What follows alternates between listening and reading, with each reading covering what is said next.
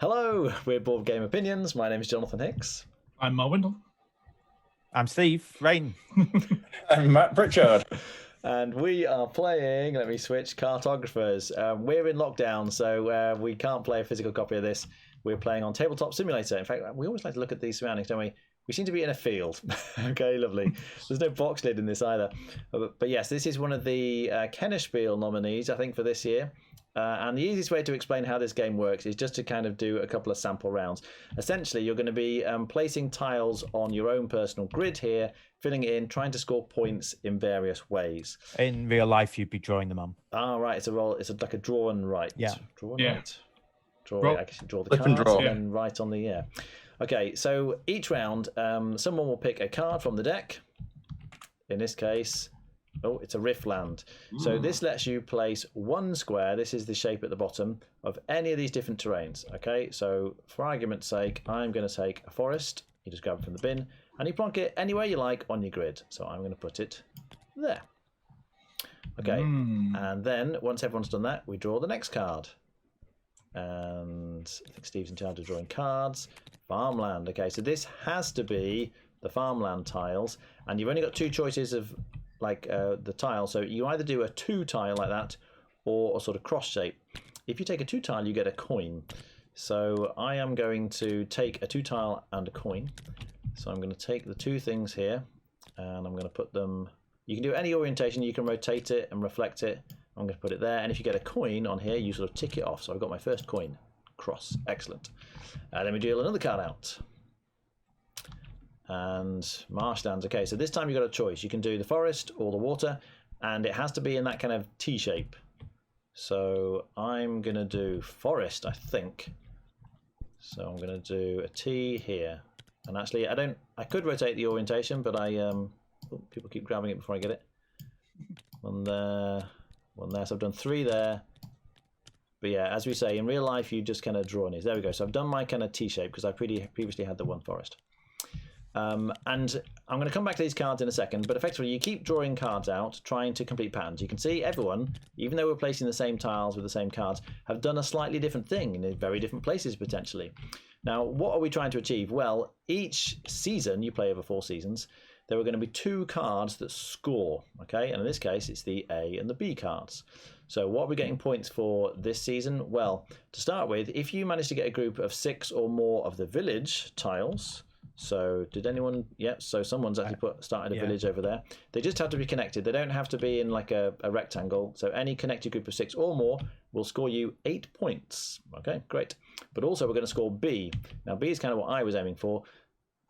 It explains at the bottom of the card, but essentially the mountain spaces, you can see you've got mountain spaces on your board, these ones here.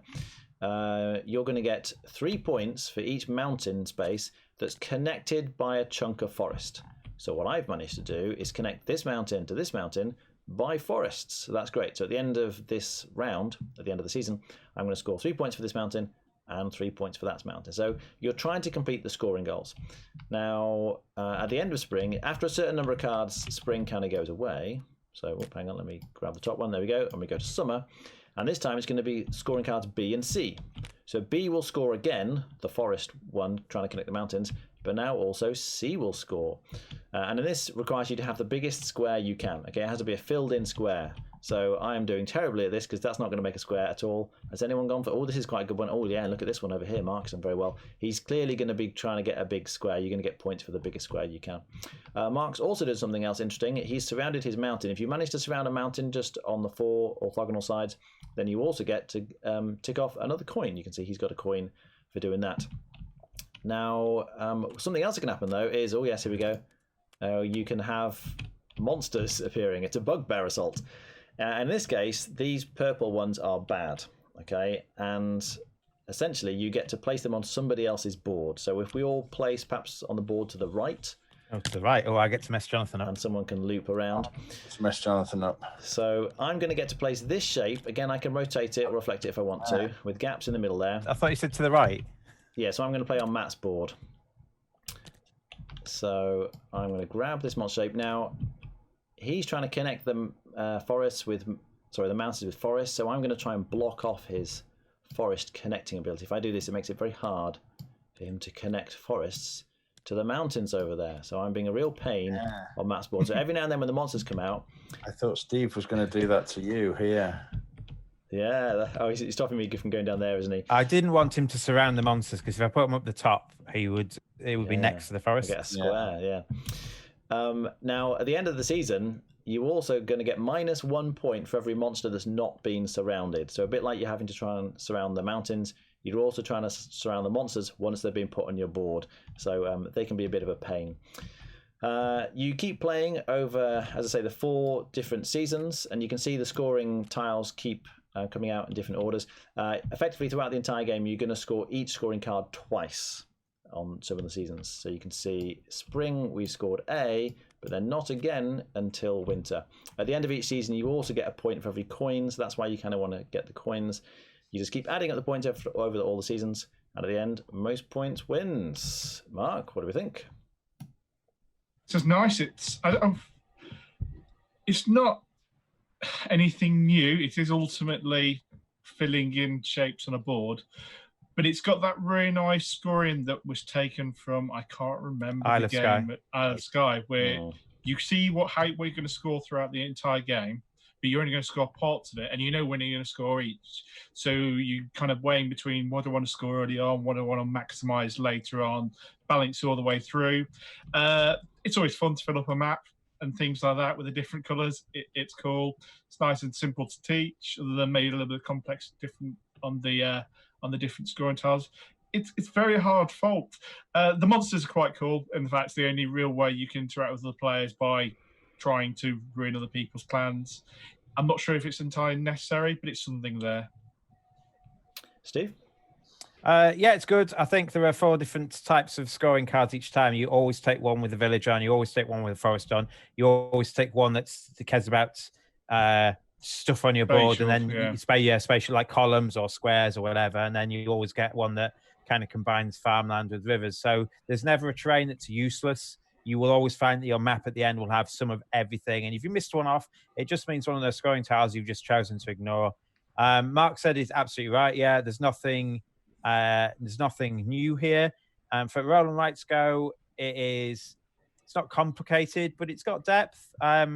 It's got a lot of things to think about. Every time something comes out, you're like, okay, well, where do I put this one? There's no easy choices necessarily. You're like, I'm trying to get a square, but I need to cover the monsters up, and I need to do that, and I need to connect these. And then sometimes the monsters just throw your plans up. So if you think there were going to be easy choices coming up, then someone just puts the monsters in a place that you were hoping to build into or something like that. So yeah, it's absolutely fine. I don't think I'd ever not play it because it's fairly. You get this. There's a fairly lot to it in a game that's not too long, and also the boards are double-sided. Although they haven't on this version, they haven't got another side. On the other side, on the real life, there's like a canyon in the middle that you can't put things on. So it just gives you a different thing. But I don't think it needs to have that. Matt? Yeah, like they say, it's a nice, easy to play game. There's not too much. I mean, you could get a bit AP prone about it, but yeah, it's fairly quick to play. It's light, and like they say, there's a lot of games that are on a similar vein, but I think this implementation is nice. Yeah, being able to see what your scoring is going to be throughout the game is good, so you can plan what you've got coming up. So yeah, I think it's a solid roll and write type game. Rating? I'd give it 7.5 out of 10. Steve? I'd be the same, 7.5 out of 10. There's been loads of roll and rights recently. If this is the first one ever, I'd think it was brilliant, but there's just been so many. Yeah. Mark?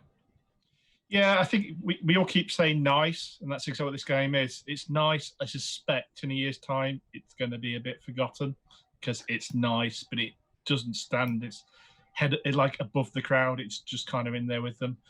Yeah. I would give it, I hate to give 7s, but I think it's exactly a 7 game. It's nice. All right. I think they're right. But having said that, I really enjoy playing it. I mean, I love the whole spatial, particularly with the, you get the choices. So like on this card, it's like, do I place the forest or do I place the water? Well, I need the forest for this task, But I need the water for this task. Now let's look at the season cards. Oh, this task is going to be scored here and this task here. And so you're trying to plan all that and also being aware that the other tasks are going to potentially mess with it as well. And so with that kind of thinking ahead, how am I best fitting in the various shapes? You're doing the whole Tetris thing and it's very satisfying. Oh, we've got the canyon There map. it is, Look. yeah. There it is. Oh, well done. Nice. And then, of course, the monster comes out and ruins everything. It's like, oh, no, I'm going to rethink all my plans. I just find it really satisfying. So, yes, I don't think, as they say, it's anything new. I don't think it's going to have a lot of longevity necessarily, but I still really enjoy playing it. So I would be on a 7.5 out of 10, I think. All right, thanks very much for watching. We don't have a box lid, but that was Cartographers. Bye.